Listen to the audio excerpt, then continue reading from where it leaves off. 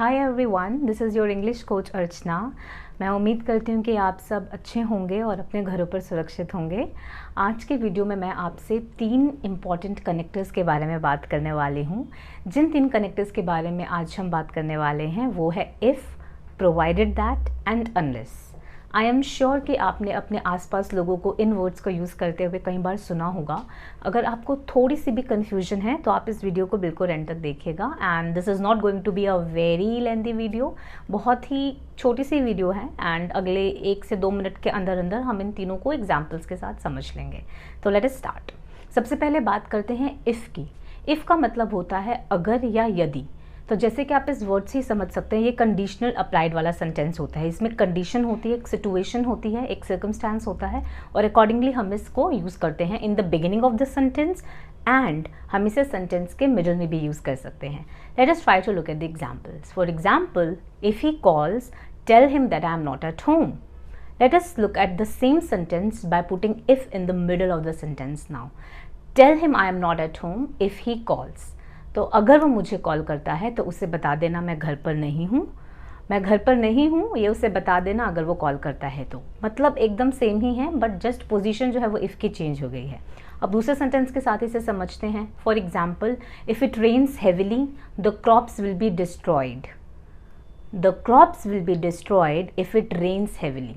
सो आप देख पा रहे हैं कि ये 2 इंडिविजुअल सेंटेंसेस हैं जिनको हम इंडिपेंडेंट क्लॉजेस बोलते हैं इंग्लिश की ग्रामर लैंग्वेज में, कि the crops will be destroyed and it rains heavily. तो कंडीशंस अप्लाइड है। इन दोनों कंडीशंस के बीच का जो रिलेशनशिप इस्टेब्लिश हो रहा है वो इफ़ की वजह से हो रहा है। That if it rains heavily the crops will be destroyed. अगर बारिश ज़्यादा होती है तो बहुत भारी बारिश होती है तो जो सारी की सारी फसलें हैं वो नष्ट हो जाएंगी। I hope this example is clear to you. Let us now move on to the other one. अब ये एक ऐसा कंजक्शन है गाइज जो हमारे कोरिलेटिव कंजक्शंस की फैमिली में आता है। हमारे पास 3 तरीके के कंजक्शन या कनेक्टर्स या लिंकर्स, आप जो भी बोलना चाहें, होते हैं। तो जो हमारे कोरिलेटिव कंजक्शंस होते हैं वो सबसे एडवांस्ड वाले होते हैं।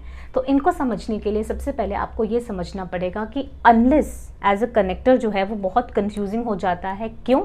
वो आप इस एग्जाम्पल से समझिए। For example, unless you work hard you will fail the exam.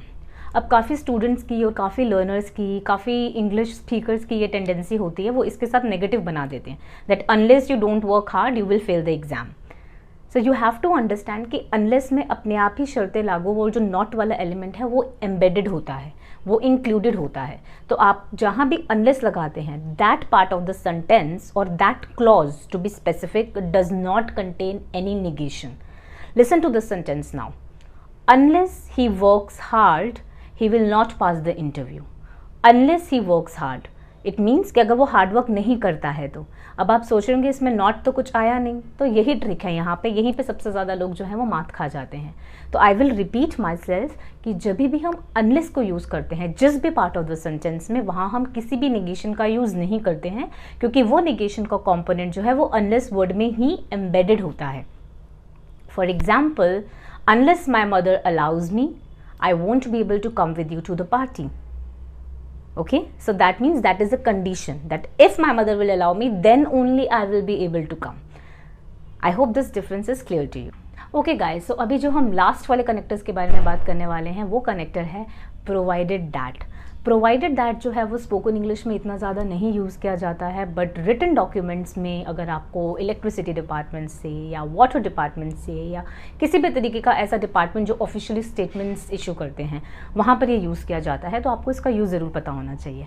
वैसे जब हम नॉर्मल प्रोवाइड की बात करते हैं it means provide to give, but connector की तरह इसका यूज़ अलग है। हमेशा प्रोवाइडेड दैट, आप इसको कंजुगेट नहीं कर सकते हैं, प्रोवाइड्स दैट, प्रोवाइडिंग दैट नहीं कर सकते हैं। प्रोवाइडेड दैट इट मीन्स शर्तें लागू। If I say that I will let you use my makeup provided that you won't spoil it.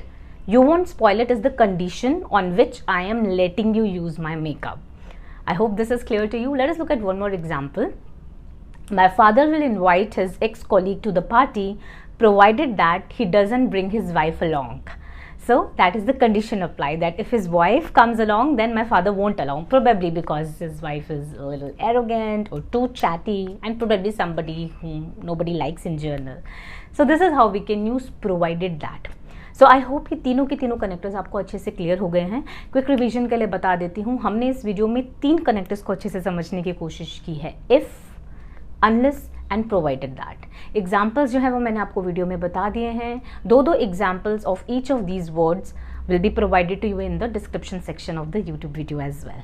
So please watch the video twice if required, and if there is any question, write to me. Thank you so much. Keep learning and keep following English Coach Archana. Thank you.